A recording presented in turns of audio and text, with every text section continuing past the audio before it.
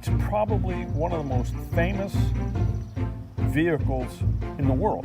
I mean, he had a back seat, a big back seat, and filled it. Friends, relatives, and people like Winston Churchill, royalty, Queen of England, King of England, you know, just those minor... Just everyday people. Everyday, that's right. I'm Rob Dyson, I'm from Millbrook, New York, and I'm a car guy.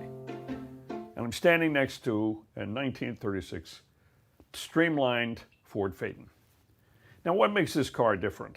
Well, other than the fact that the President of the United States drove it under circumstances that most people in his day and age couldn't have done. But he was a special man in many respects, and this car represents it. Ford made 750,000 cars in 1936. They made less than 3,000 Phaetons. So it's a special car because people in those days were not buying convertible Phaetons. They were buying pickup trucks or sedans. Remember, in the 30s and even into the 40s, 40% of all highways in the United States, only 40% were paved. So cars had to be built to really run on gravel, mud, and dirt roads. So this was a car that was a day-to-day runner for anybody. In other words, you could use this to commute. Granted, it's a Phaeton, so you wouldn't be driving in the rain, snow, that kind of thing. But it would be a utility-based car because it's based on a utility chassis that Ford made all their cars on, and trucks. I think the reason why Franklin Roosevelt picked this car, or this model car, was first it was a Phaeton. Top down, let the wind blow.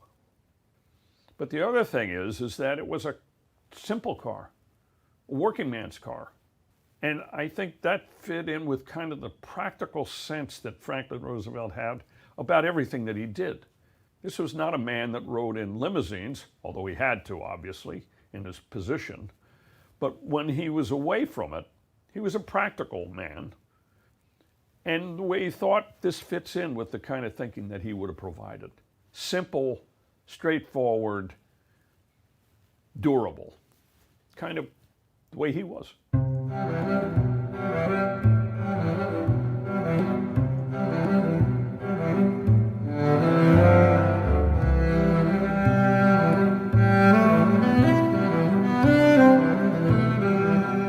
If you look at the amenities of the car, you see a speedometer, oil, pressure, water temperature, fuel gauge, just like a regular car. However, for Franklin Roosevelt, they added a lot of key ingredients that enabled him to operate this car.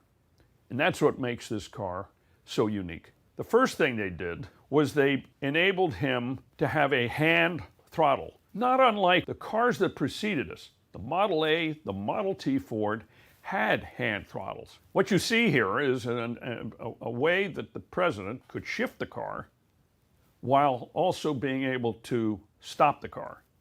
The way they did that was the standard gear shift in the center of the car. But for the president, he had to declutch the car. Pushing the clutch, that was where the lever came. But in addition to that, when he pushed the lever even further forward, it not only grabbed the clutch, but it also depressed the brake. The craftsmanship in this is excellent. The design of it is excellent, but it's all totally practical. When you think about what they did, they gave the President of the United States the freedom to be able to drive his own car wherever he wanted. It's kind of heartwarming to believe two things. One is that they could do it as easily as they did without destroying the car or making it that nobody else could drive it. But on the other side, it's kind of heartwarming to know that the President of the United States could feel the wind in his hair, get the sun on his back as he was driving his car, taking it wherever he wanted.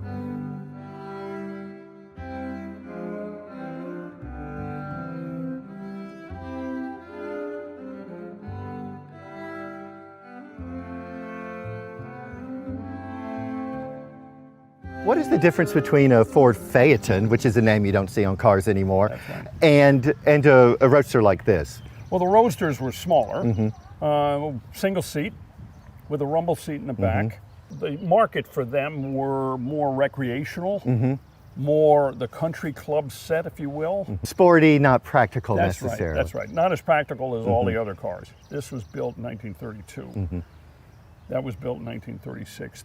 Substantial technical improvements in the brakes, the engine, all of the amenities. Visually, like the body itself looks more streamlined in President Roosevelt's car. That's right, it would be. More of a unit creating the flow of the air, the design. They got away from the isolated headlights, the upright radiator. Now, and the difference too between how you treat this car versus the one in the exhibit is that, you know, the scratched paint and a stray dent from one of his trips, and Mrs. Roosevelt used the car too for a year after his death. We don't want to fix those things on that car, right? The key thing on the car that's in the museum, and the important thing is, it's as driven by the president.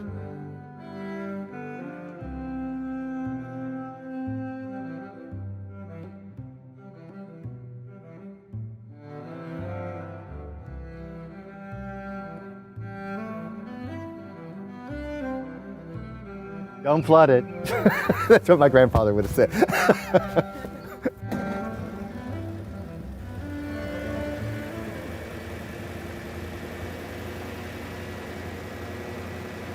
V8 engines were prominent in all cars starting in the late 20s, early 30s.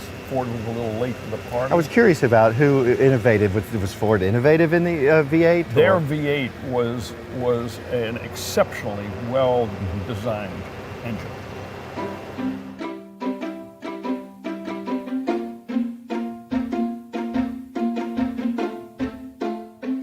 The dimensions of this cockpit is for people, the average height of the American male in 1932 was 5'7". We were out of luck. So understand that it was built for a smaller person, because that's what it was. That's what it was.